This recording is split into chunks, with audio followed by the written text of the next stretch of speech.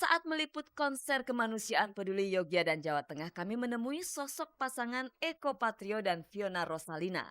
Di balik pakaian Fiona yang berwarna hijau tua, awak Gospot bisa melihat perutnya yang membuncit. Rupanya Fiona tengah hamil 4 bulan.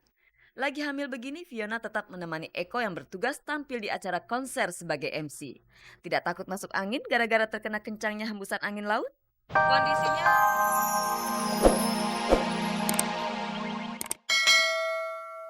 menggalang dana juga untuk klubnya, untuk saudara-saudara kita juga.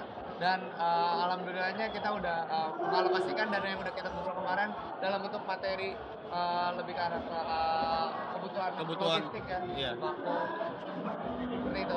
pendek kata, kemarin adalah harinya para musisi dan penyanyi ibu kota untuk beramal buat korban bencana gempa di Yogyakarta dan Jawa Tengah.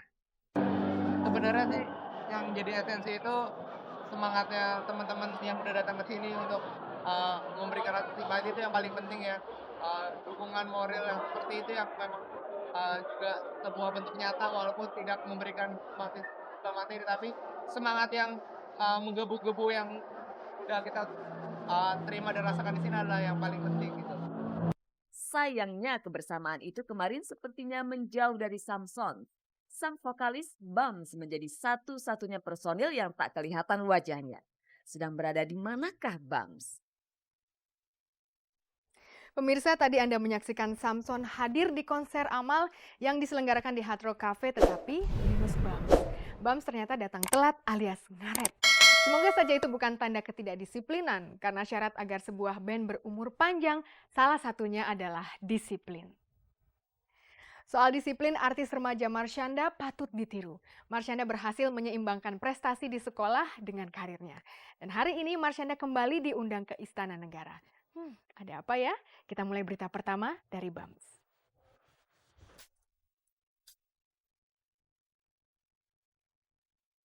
Bams akhirnya muncul juga di acara 5,9 skala Richter. Acara lelang amal yang hasilnya akan diberikan kepada para korban bencana gempa bumi di Yogyakarta dan Jawa Tengah.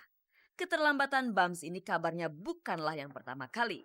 Menurut desas-desus dalam berbagai kegiatan, Bams nyaris datang tidak tepat waktu alias selalu ngaret. Mungkinkah Bams sedang keasikan dengan hubungan kasihnya bersama Nia Ramadhani?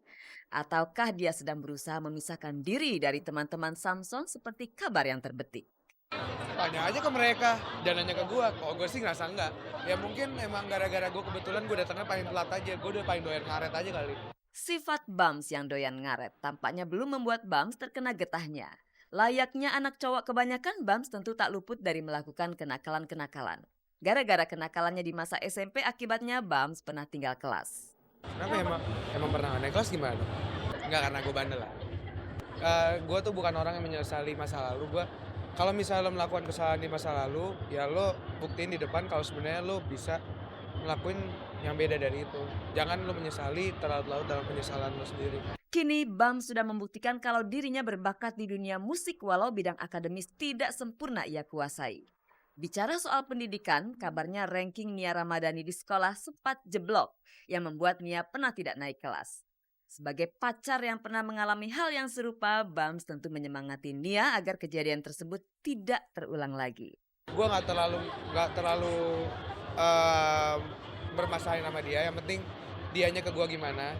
Kalau misalnya dia kayak gitu-gitu, itu totally pilihannya dia dan gue nggak mau terlalu mempermasalahkan itu dengan dia. Jadi yang penting gue suka orangnya, ya udah.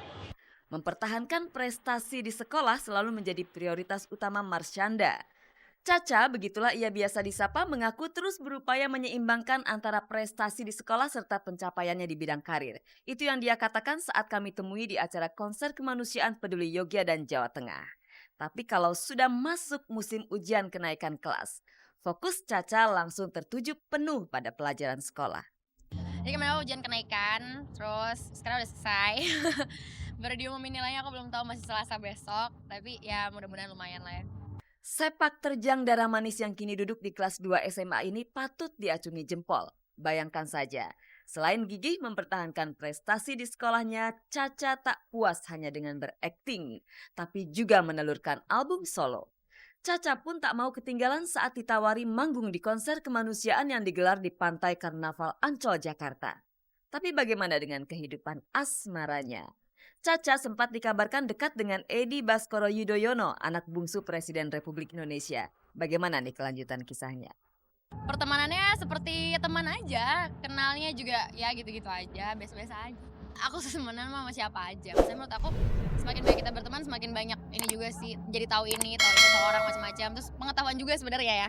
Terus kalau misalnya untuk sahabat, ya nggak mungkin lah semua orang jadi sahabat. Kalau ketemu sahabat ya paling 1-2 orang aja. Cuman kalau temenan sama semuanya, aku sama.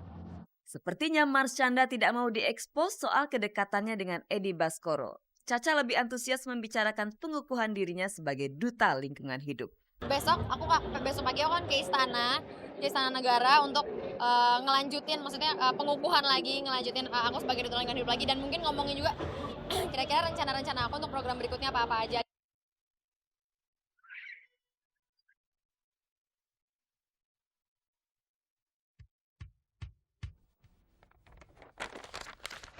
Pemirsa, pasangan Eko Patrio dan Fiona Rosalina kembali dapat berkah. Fiona kembali hamil. Berarti Eko dan Fiona sebentar lagi bakal punya 3 anak. Dan sementara itu Alia Rohali sebentar lagi bakal naik ke pelaminan. Kira-kira sudah berapa persen persiapan Alia menghadapi hari bahagia itu ya? Moga-moga Alia mau berbagi cerita kepada kita. Nah, pemirsa, sekarang kita saksikan lebih dahulu kabar bahagia dari pasangan Eko dan Fiona berikut ini.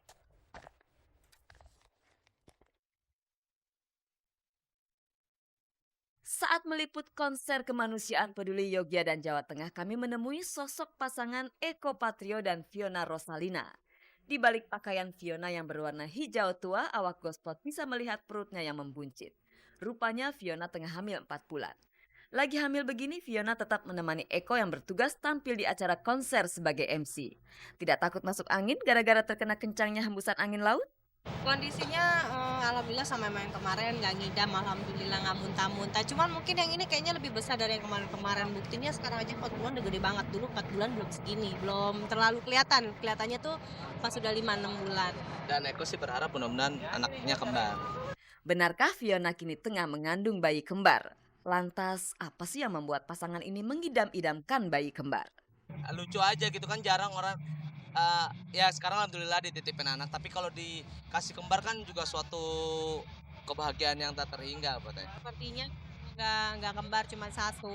Cuman emang perutnya aja gendut, nggak cuma 1. Karena kembar itu kan katanya paling tidak harus ada keturunan, atau memang kalau enggak ya kita memprogramnya, tapi kita nggak, dari pihak saya nggak ada keturunan. Tanya sama dokter mungkin pun posisi main gimana? Oh gitu. Katanya miring-miring kanan.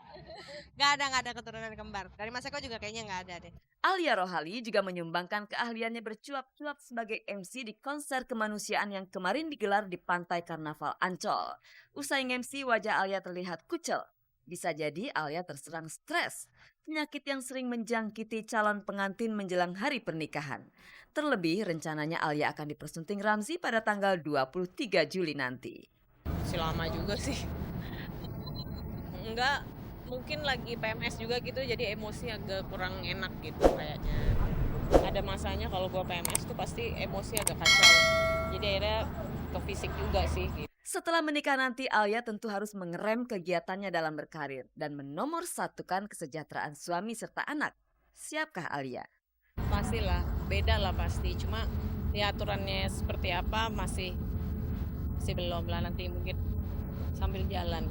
Tetap membebaskan. Tapi sih pastilah, saya juga nggak perlu nanya, juga mesti sadar sendiri. Ya kalau larangan sih pasti ada gitu, apalagi kalau khawatir gitu, karena saya orangnya kadang-kadang suka nggak tahu limit gitu.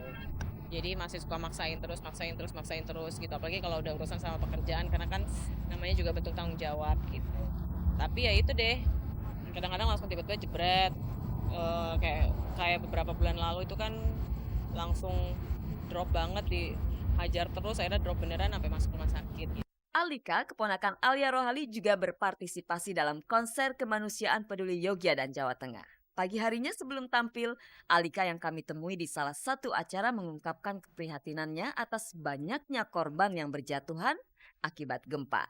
Bila tidak ada aral melintang, Alika akan berangkat ke Jogja untuk mendonasikan sejumlah uang bagi pembangunan sarana dan prasarana sekolah di sana. Setiap penjualan sebelumnya menyumbang si Didan Kasep itu nyumbang Rp500 buat disumbangin ke Jogja buat ngebantu ngebangun lagi sekolah-sekolah yang roboh.